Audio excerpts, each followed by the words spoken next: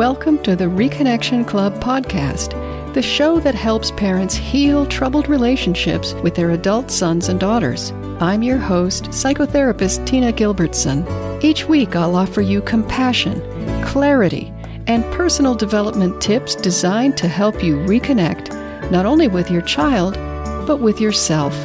Now let's get started.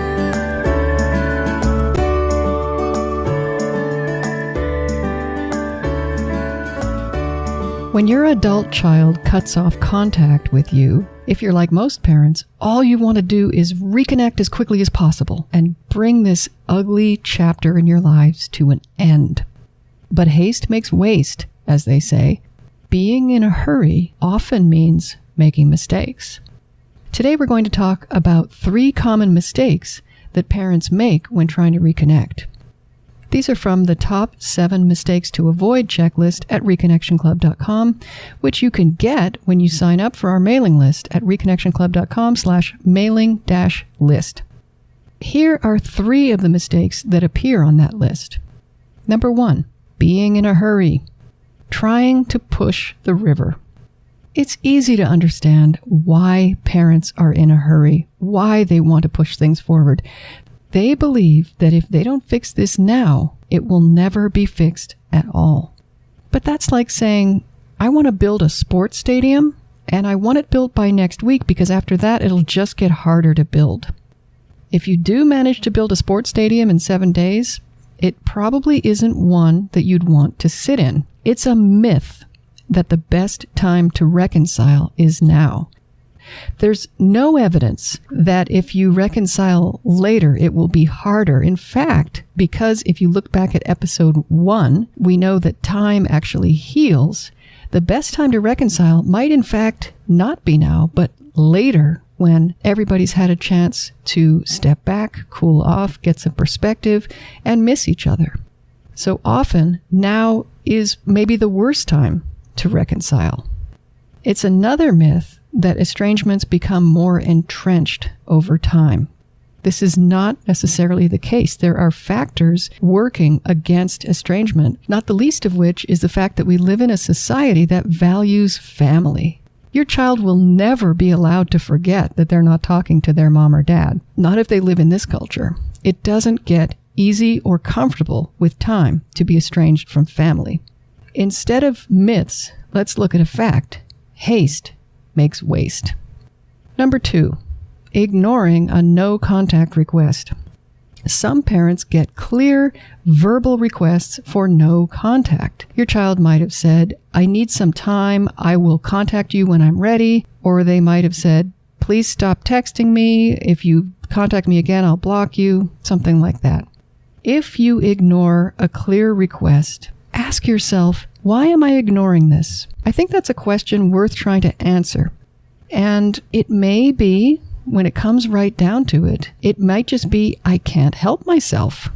I want to reach out to my child. I cannot help it. And that's completely understandable. I mean, you might feel a little desperate. This is a very important relationship, and it seems unwise, perhaps, to respect a no contact request. It seems like maybe that'll make things worse.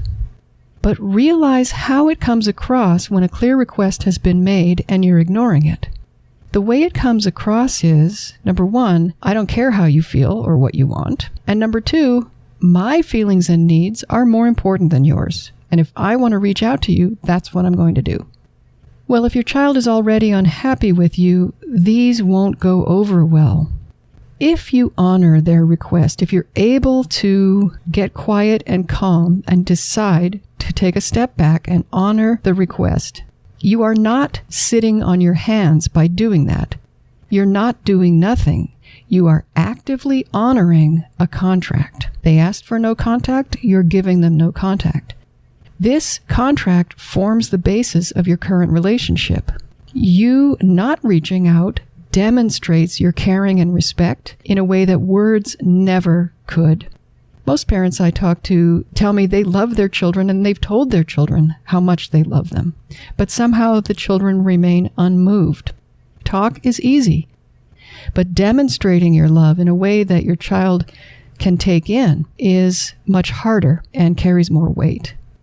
Another reason to respect a request for no contact, besides the fact that you are honoring a contract and demonstrating your caring, is if your child thinks that you're selfish or immature, this will prove them wrong. It makes them question their assessment of you.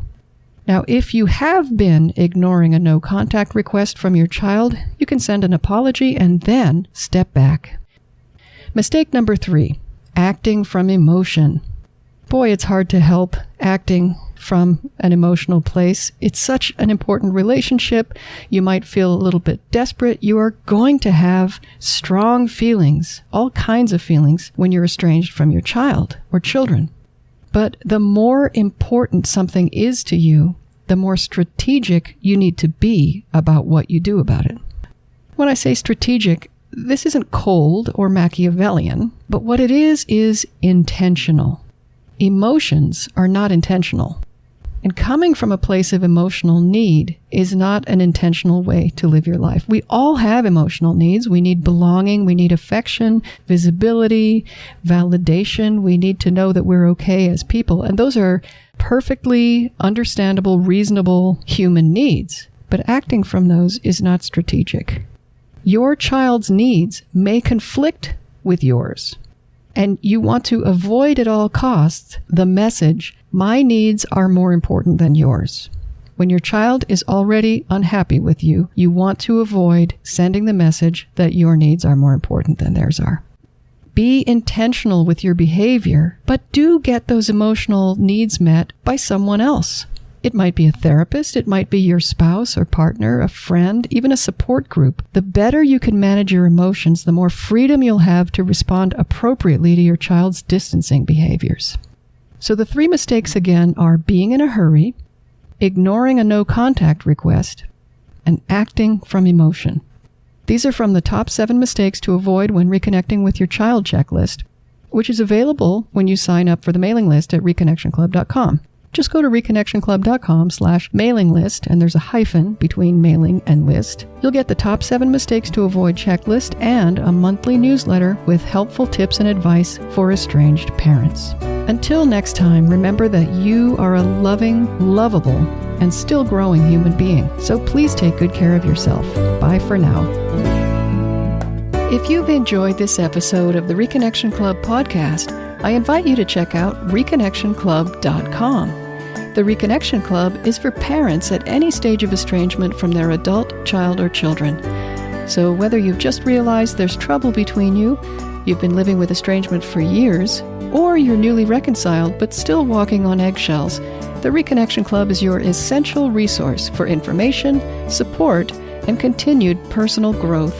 With our courses and workshops, expert interviews, monthly Q&A calls, and a friendly, active community, the Reconnection Club is a wonderful place to be for anyone suffering the pain of estrangement from an adult, child, or children.